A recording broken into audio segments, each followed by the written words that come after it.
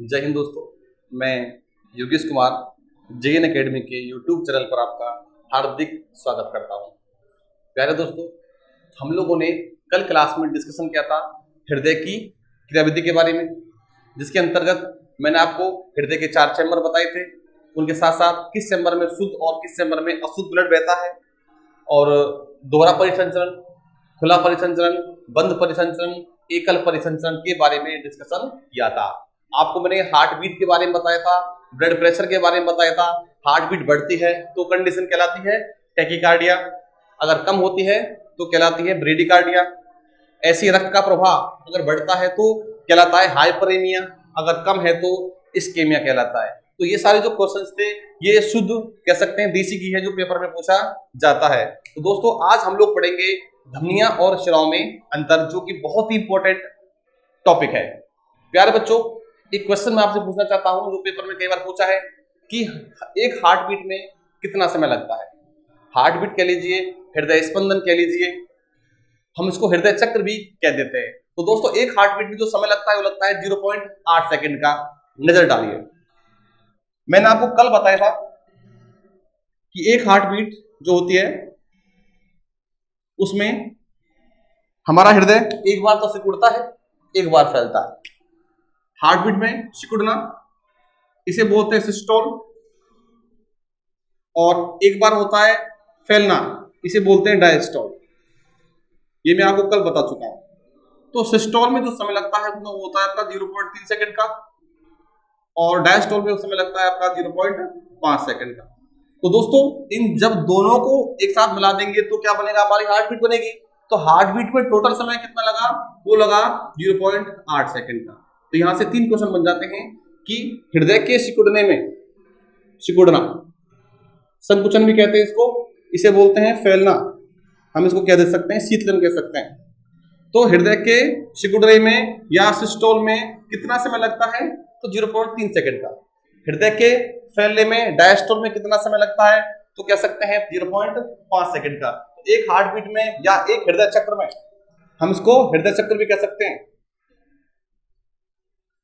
कितना समय लगता है, 0.8 सेकंड का।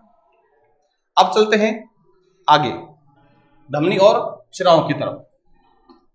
प्यारे बच्चों, मैंने आपको बताया था कि धमनियां वे रक्त की नलिकाएं होती हैं जो ब्लड को हृदय से बॉडी के अन्य अंगों की तरफ लेकर जाती हैं। इनमें शुद्ध रक्त बहता है। और मैंने बताया था कि शिराएं वे रक्त की नलिकाएं होती हैं जो रक्त को बॉडी के अन्य अंगों से हृदय की ओर लेकर जाती हैं। शिराएं, और ये इनको हम लोग कहते हैं वेन्स। अच्छा देखिए, आप मुझे बताइए, जो डॉक्टर इंजेक्शन लगाता है या बोतल की ड्रिप लगती है ग्लूकोज की, वो धमनियों में लगती है या फिर शिराओं में लगती है।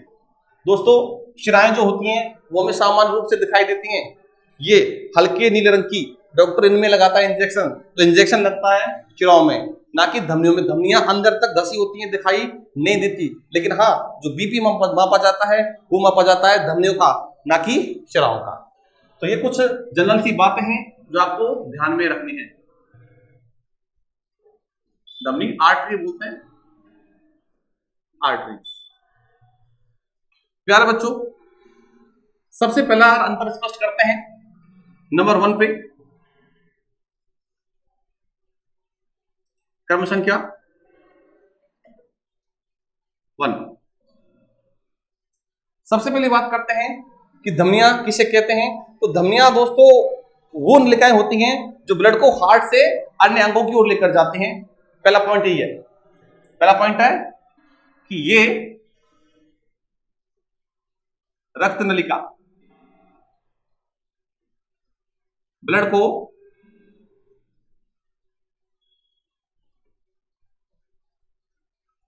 हार्ट से अन्य अंगों की ओर लेकर जाती हैं। पहला अंतर आपका ये है।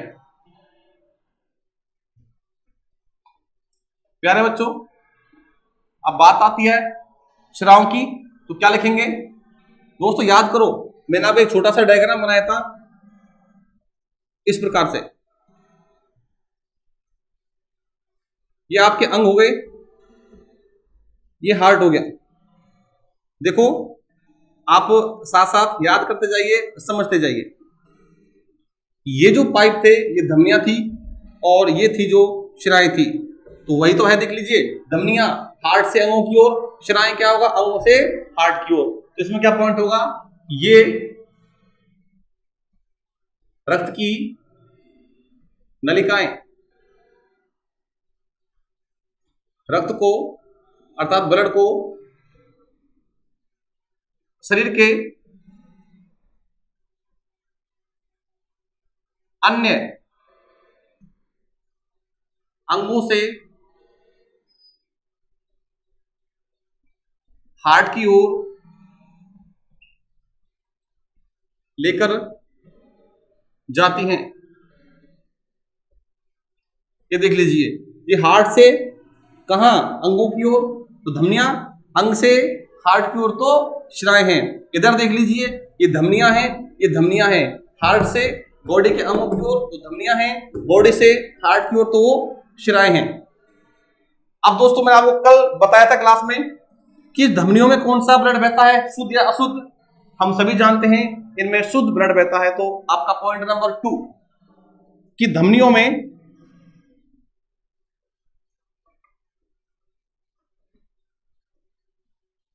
शुद्ध रक्त बहता है, ये आपका दूसरा पॉइंट है। इधर क्या पॉइंट आएगा, शिराओं में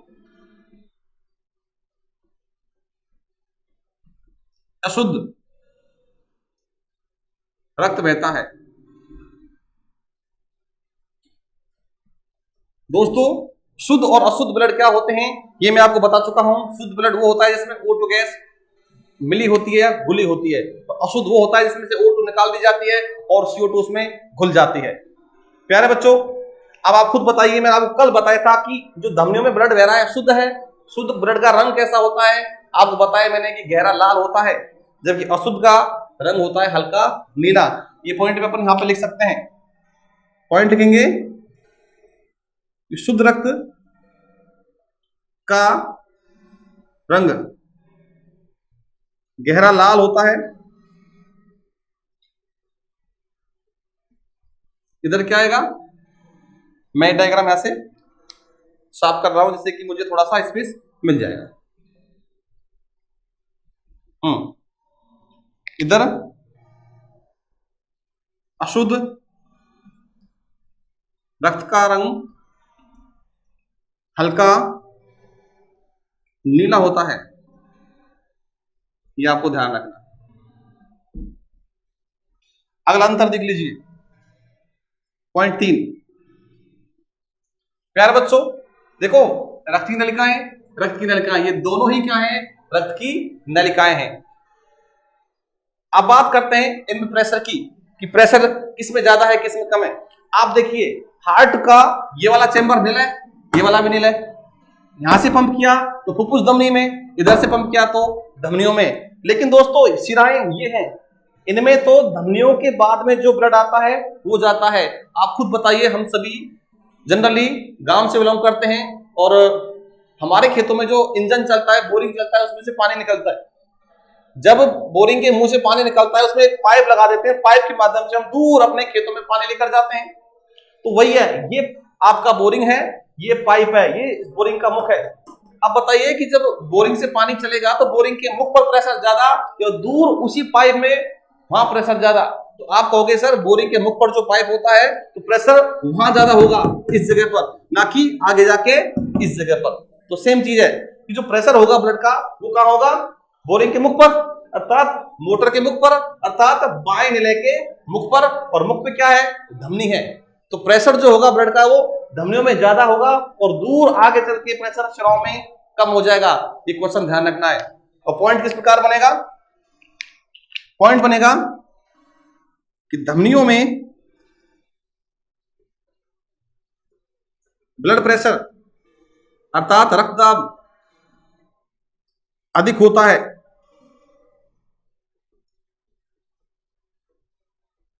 इधर क्या पॉइंट बनेगा, शिराओं में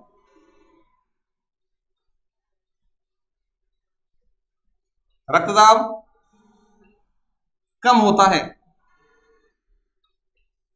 एक पॉइंट और ध्यान दीजिए दोस्तों, मैंने बताया कि धमनियों में रक्त बहता है कैसा, शुद्ध। लेकिन दोस्तों आप मुझे बताइए कि बॉडी में जो कोशिकाएं थी उनको क्या दे दी गई, O2 गैस, वहां से क्या निकल जाती है, CO2। और जब ब्लड बॉडी की कोशिकाओं से आगे चलता है तो CO2 को लेके आएगा, अर्थात वो अशुद्ध हो गया। तो यहां पर अशुद्ध ब्लड चल रहा है। लीजिए मैं आपको ग्रीन मार्कर से बता रहा हूं, अशुद्ध ब्लड जा रहा है, अशुद्ध, अशुद्ध, impure, impure, impure, impure, impure, यहां भी इम्प्योर है। आप देख लीजिए इस पाइप का नाम क्या था, इस पाइप का नाम था फुफ्फुस धमनी। इस पाइप का नाम क्या था, इसका नाम था फुफ्फुस शिरा। और ये तो धमनी है, ये भी शिराएं हैं। अब आप खुद बताइए कि जो अशुद्ध ब्लड जा रहा है वो फुफ्फुस धमनी में से भी तो जा रहा है ना। लेकिन मैंने क्या बोला आपको, मैंने बोला कि धमनियों में शुद्ध बहता है। जी हाँ, ये तो है लाखों करोड़ों धमनियां, लेकिन यहाँ पे क्या है, आपको संख्या में बहुत ही कम होती है फुफ्फुस धमनी। यहाँ पे एक मान लीजिए जनरली। लेकिन जब बॉडी की संपूर्ण कोशिकाओं तक, मान ली हमारे दिल है, दिल से छोटी छोटी छोटी छोटी जाती हैं नलिकाएं जाती हैं हर एक अंग में, हर एक कोशिका में। तो दोस्तों वो ब्लड जो होगा वो हमारा पंप होगा हार्ट के द्वारा, तो जो शुद्ध होगा वही पहुंच पाएगा इन धमनियों के माध्यम से। लेकिन दोस्तों पॉइंट की बात यहाँ पे यह है, ये भी धमनी है और ये भी धमनी, जबकि इस धमनी में ब्लड कैसा है, अशुद्ध है। तो आपसे पूछ सकता है कि ऐसी एकमात्र धमनी कौन सी है जिसमें इम्प्योर ब्लड बहता है दोस्तों, और वो है आपकी फुफ्फुस धमनी। तो ये पॉइंट बनेगा। अगला पॉइंट नंबर 4 कि अपवाद स्वरूप, अपवाद स्वरूप फुफ्फुस धमनी में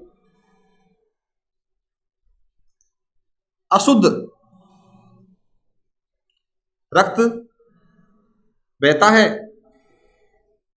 बहुत इंपॉर्टेंट क्वेश्चन है। इधर क्या होगा दोस्तों, इधर देख लीजिए, शुद्ध ब्लड कहां है अपना, लंग्स में से क्या किया, ब्लड ने O2 को उठाया और इस पाइप के माध्यम से O2 गैस आएगी और इस प्रकार से हार्ट में से निकल के इन पाइपों में जाएगी और बॉडी को दे दी जाएगी। दोस्तों यहां से लेके यहां तक जो ये रेड मार्कर दिख रहा है, ये है रास्ता शुद्ध ब्लड का। तो आप देख लीजिए धमनियों में शुद्ध है और इधर क्या है, यहां भी शुद्ध है। तो ये क्या है दोस्तों, शिरा। तो ये एकमात्र ऐसी शिरा है जिसमें इम्प्योर ब्लड बहता है, जबकि शिराओं में कैसा है, सॉरी, प्योर ब्लड बहता है, जबकि शिराओं में कैसा है, इम्प्योर है। तो आपको ये पॉइंट भी ध्यान रखना है कि अपवाद स्वरूप, अपवाद स्वरूप कौन सी शिरा, फुफ्फुस शिरा में शुद्ध रक्त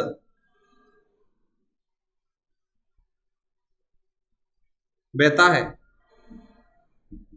आपको ये पॉइंट ध्यान रखना है, इसको नोट डाउन कर लीजिए, फिर आगे चलते हैं। दोस्तों आगे बढ़ते हैं। अब बात करते हैं कि धमनियों की जो दीवारें होती हैं वो कैसी होती हैं, क्या मजबूत होती हैं, क्या अपेक्षाकृत शिराओं के कमजोर होती हैं, क्या लचीली होती हैं। उस कंडीशन में हम लोग इस प्रकार से पढ़ सकते हैं कि हमारा जो हार्ट का चैम्बर है बायां निलय और दूसरा आपका दायां निलय, ये दोनों ही पंप करने का काम करते हैं। बायां निलय जो है वो पंप करता है पूरी बॉडी में और दायां निलय पंप करता है केवल फेफड़ों में। तो प्यारे बच्चों आप मुझे ये बताइए, जब ज्यादा काम हमारा बायां निलय कर रहा है तो प्रेशर जो होगा ब्लड का वो कहां लगेगा, सीधा धमनियों पे। तो इतना प्रेशर वही पाइप झेल सकता है जिसकी दीवारें मजबूत हो, अर्थात लचीली हो, फ्लेक्सिबल हो और मोटी हो। तो अगला अंतर अपना ये होगा कि धमनियों की दीवारें अपेक्षाकृत मजबूत, लचीली, मोटी होती हैं, जबकि शिराओं की भी होती होने को, तो लेकिन अपेक्षाकृत धमनियों के थोड़ी सी कमजोर होती हैं, बिकॉज यहां पर प्रेशर कम है, वहां पर प्रेशर ज्यादा है। तो अगला पॉइंट अपना क्या होगा, 5वां पॉइंट कि धमनियों की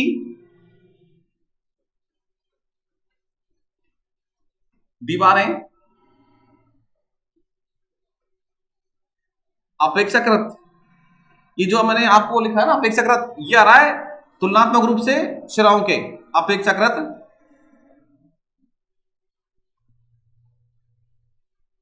मजबूत।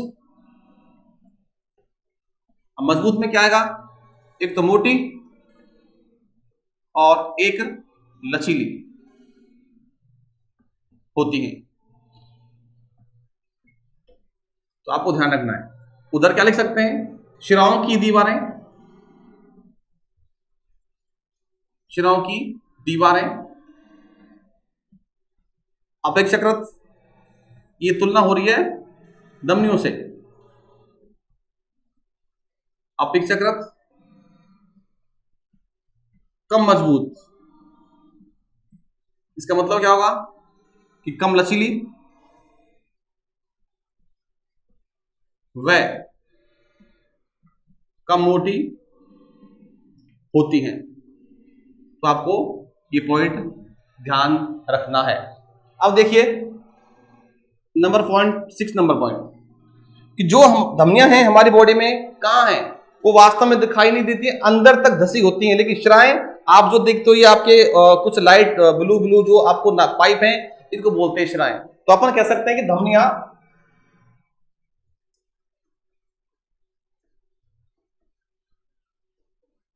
शरीर में ऊपर दिखाई ना देकर, मतलब नहीं देती हैं, ऊपर दिखाई नहीं देती हैं, क्योंकि ये अंदर धसी होती हैं।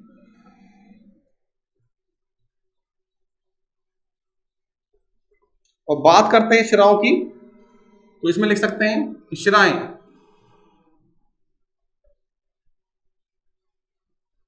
शरीर में ऊपर ही पाई जाती हैं एवं दिखाई भी देती हैं। ये दोस्तों ये जो पॉइंट्स हैं ये अंतर स्पष्ट करते हैं धमनी और श्रव में। आपको ये सारे पॉइंट हैं जो ध्यान रखने हैं और आपके एग्जामिनेशन के पॉइंट ऑफ व्यू से बहुत ही इंपॉर्टेंट पॉइंट्स हैं, नोट डाउन कर लीजिए।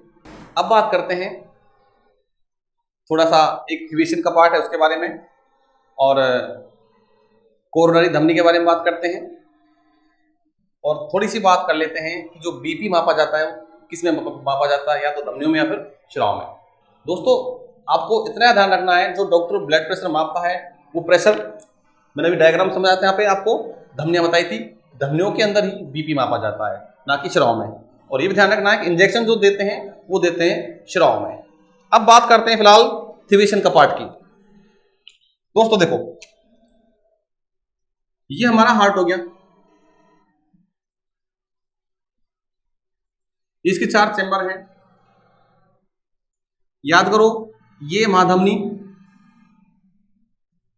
आगे जाके डिवाइड हुई थी किसमें, धमनियों में, फिर पूरी बॉडी थी, फिर ये शिराएं थी इधर से बॉडी,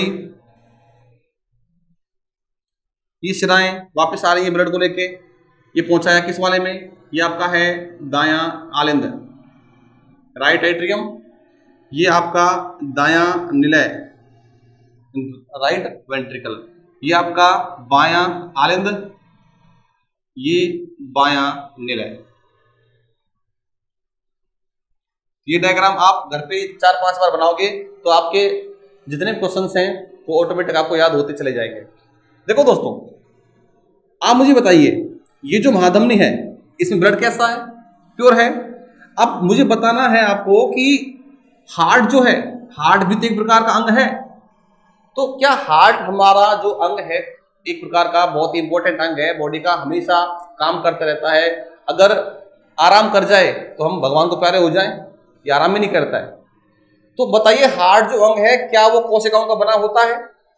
दोस्तों बॉडी का हर एक अंग है जो कोशिकाओं से ही बना होता है। अगर हृदय की कोशिकाएं ही खत्म हो जाएंगी, मर जाएंगी, मृत हो जाएंगी, तो हमारा हार्ट भी ऑटोमेटिक डैमेज हो जाएगा और हम मर जाएंगे। तो आपको ध्यान रखना है कि हृदय की जो कोशिकाएं उनको जिंदा रहने के लिए ऊर्जा की आवश्यकता होती है। वो ऊर्जा कहां से प्राप्त होती है दोस्तों? देखो वो ऊर्जा प्राप्त होती है ग्लूकोज से, सेम बेसिक वैसे ही, और O2 गैस की आवश्यकता होती है। अब बताइए हार्ट अंदर से तो खोखला है, जब हार्ट पूरी बॉडी को ब्लड दे रहा है, पंप कर रहा है, तो हार्ट खुद भी तो बोल रहा है भैया मैं भी तो कोशिकाओं से बना हूं, मुझे भी चाहिए।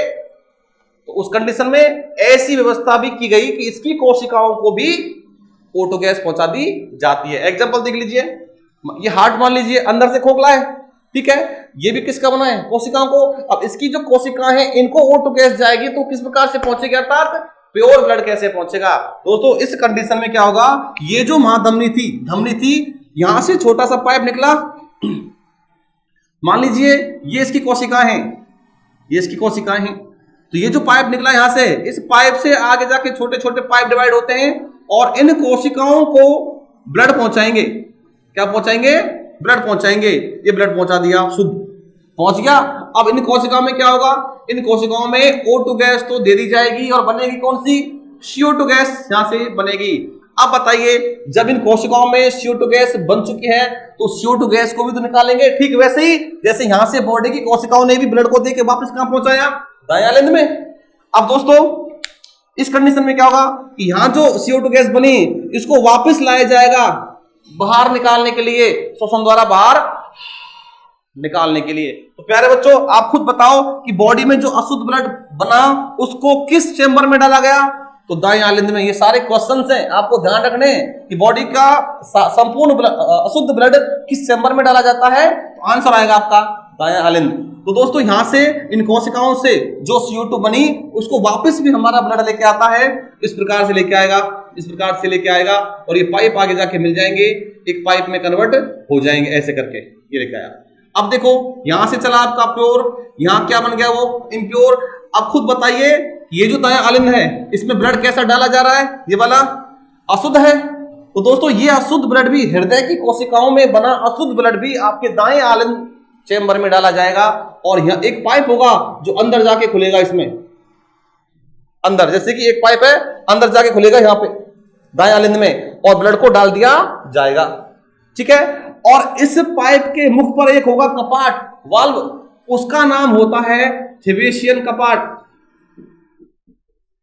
थेवेशियन कपाट। तो क्वेश्चन क्या पूछा था, क्वेश्चन पूछा था लैब असिस्टेंट में कि थेवेशियन कपाट कहां पाया जाता है। सुपरवाइजर में भी ये क्वेश्चन पूछा था सेम कि कहां पाया जाता है। दोस्तों आपको ध्यान रखना है दाएं आलिंद में ही पाया जाता है। और काम क्या है इसका, प्यारे बच्चों काम देख लीजिए, जो महाधमनी से पाइप निकला शुद्ध ब्लड लेके कोशिकाओं को देने के लिए, उन कोशिकाओं में बना CO2 उसको पिक किया, उठाया और वापस लेके आ रहा है दाएं आलिंद की तरफ, क्योंकि दाएं आलिंद ही एक ऐसा चेंबर है जिसमें बॉडी का संपूर्ण अशुद्ध ब्लड पहुंचाया जाता है। और दोस्तों इस पे जो कपाट है वो कपाट क्या काम करता है कि इस अशुद्ध ब्लड को अंदर जाने तो देगा लेकिन वापस आने नहीं देगा, ये इसका काम है। हम इसको कोरोनरी साइनस कपाट भी कह देते हैं, दूसरा नाम ध्यान में कर लीजिए, कोरोनरी साइनस कपाट, ये भी कह देते हैं इसको। दोस्तों आप देखिए ये जो पाइप है इनका नाम क्या है, अरे ये भी तो धमनी है, ये धमनी और ये आपकी माधमनी, ये क्या नाम दिया इसको याद करो, फुफ्फुस धमनी, ये क्या थी शिराएं, ये क्या थी माशरा।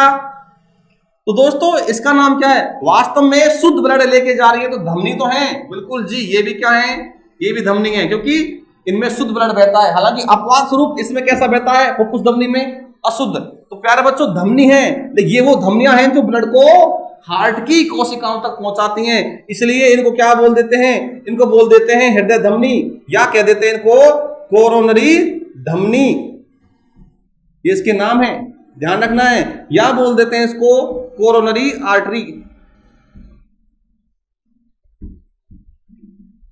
तो प्यारे बच्चों आपको ये ध्यान रखना है कोरोनरी आर्टरी।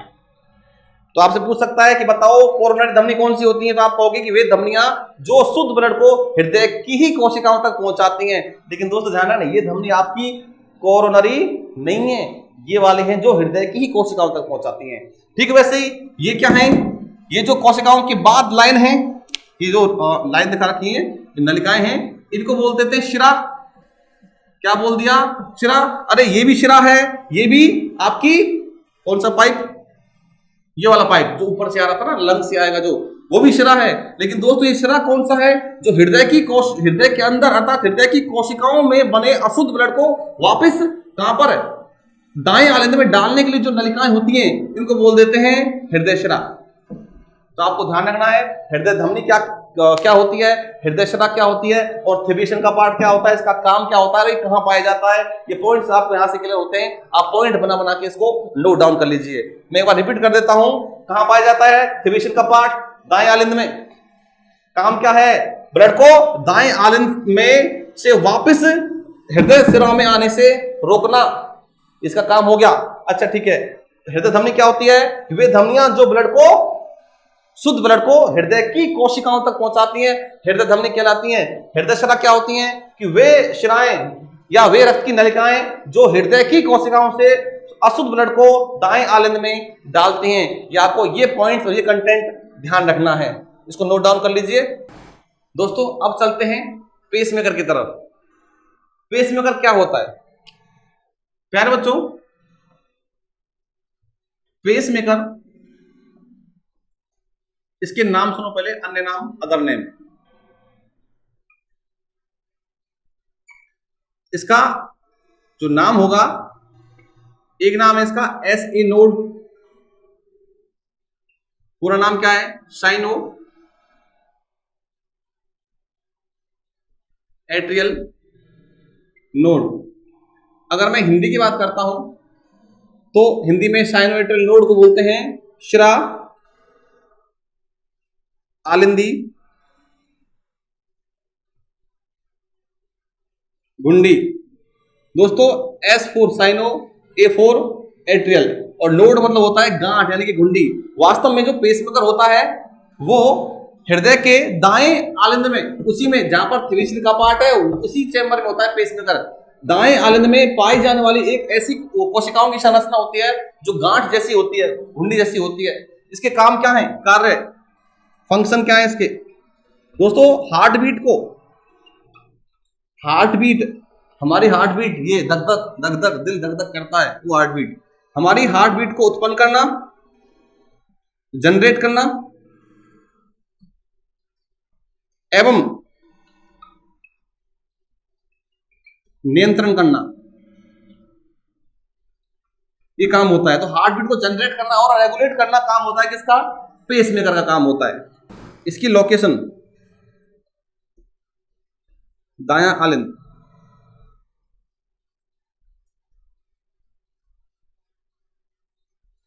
प्यारे दोस्तों पेसमेकर को एक नाम और देते हैं, इसको हृदय का हृदय भी कहते हैं, हार्ट ऑफ हार्ट, हृदय का हृदय।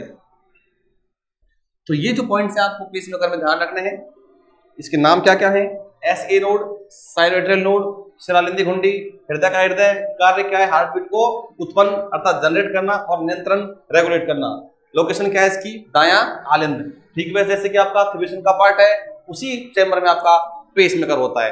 अब चलते हैं दोस्तों, हम लोग की हृदय के जो चैम्बर्स होते हैं वो किस प्रकार से एक विकसित जीव और एक अल्प विकसित या अविकसित जीव में पाए जाते हैं।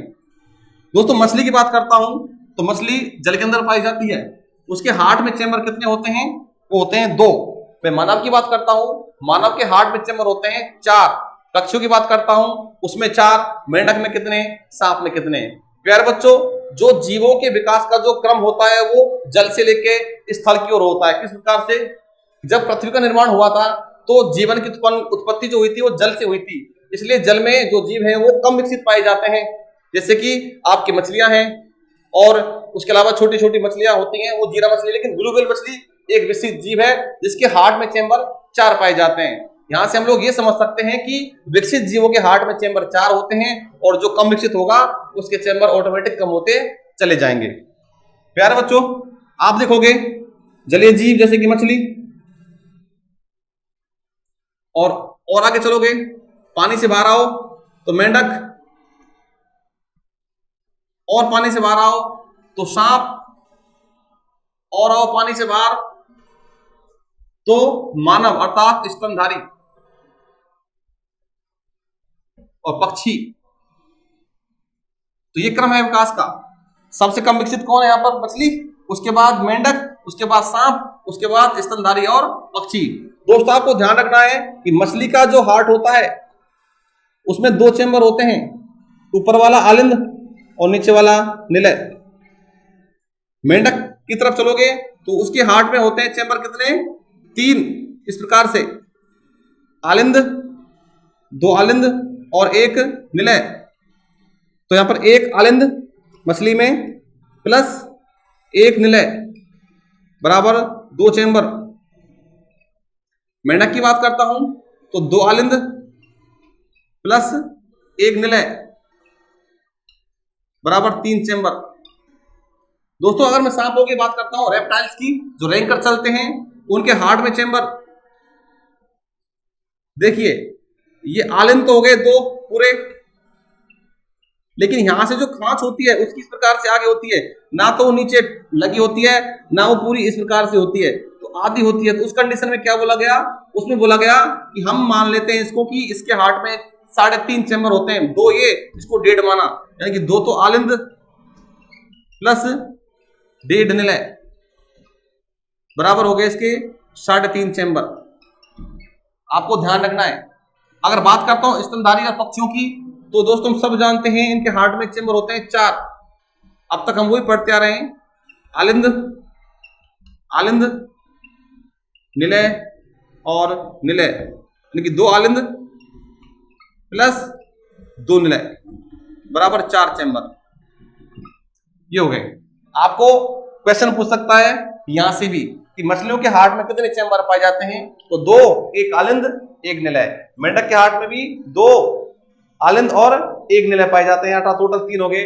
सांप के में 3.5 और स्तनधारी और पक्षियों के में आपको 4 चेंबर। यहां से एक क्वेश्चन आपको ध्यान रखना है कि मगरमच्छ, क्रोकोडाइल जो होता है, उसके हार्ट में कितने चेंबर पाए जाते हैं, तो दोस्तों उसके हार्ट में 4 चेंबर, ना तो 4 चेंबर होते हैं ना ही 3.5 होते हैं। 3.5 से ज्यादा, 4 से कम, अपन उसको कह सकते हैं कि अपूर्ण 4 चेंबर कह सकते हैं। तो नोट डाल लीजिए कि क्रोकोडाइल अर्थात मगरमच्छ के हार्ट में अपूर्ण 4 चेंबर पाए जाते हैं। दोस्तों अब चलते हैं आगे। और हमारे भारत देश में जो सबसे पहले सफल हृदय प्रत्यारोपण अर्थात हार्ट ट्रांसप्लांट हुआ था, वो दिल्ली में हुआ था, एम्स में। और किसने किया था, डॉक्टर वेणुगोपाल रवे ने। कब किया था, सन 1994 में। इसी प्रकार से एक क्वेश्चन पूछ लेता है, संसार की बात कर लेता है, तो संसार में भी हार्ट ट्रांसप्लांट हुआ था सन 1967 में। किसने किया था, डॉक्टर क्रिश्चियन बेनार्ड ने किया था। और कहां किया था, साउथ अफ्रीका के केप टाउन शहर में किया था। तो दोनों पॉइंट ध्यान रखने कि संसार में सर्वप्रथम सफल हृदय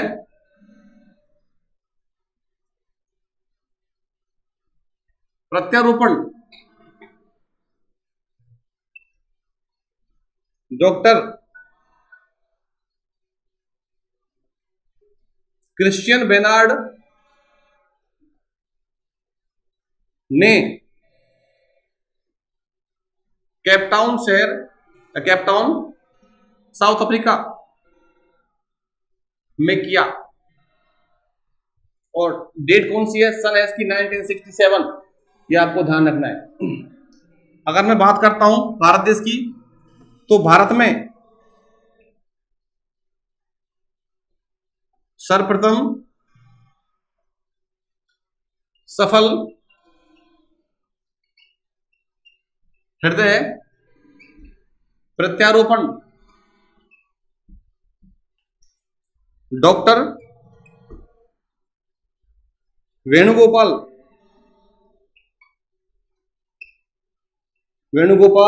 रवे ने एम्स दिल्ली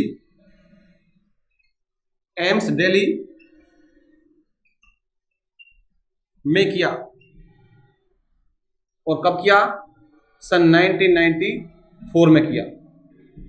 दोस्तों एम्स का पूरा नाम क्या है, all India institute of medical science. ये आपको क्वेश्चंस ध्यान रखने हैं। तो बच्चों अगर आपको वीडियो अच्छा लगा हो तो हमारे चैनल को सब्सक्राइब करें, वीडियो को लाइक करें और शेयर करें। दोस्तों अब हम लोग ब्लड का टॉपिक लेके आएंगे और उसके बाद मैं आपको कुछ क्वेश्चंस होंगे इस टॉपिक से संबंधित, बहुत ही इंपॉर्टेंट क्वेश्चंस होंगे जो पेपर में आ चुके हैं और आते रहते हैं हमेशा से, उन पर डिस्कशन करेंगे। तो हमसे जुड़ने के लिए आप लोग हमारे चैनल को फॉलो करें, सब्सक्राइब करें और वीडियो को ज़्यादा से ज़्यादा शेयर करें। Thank you.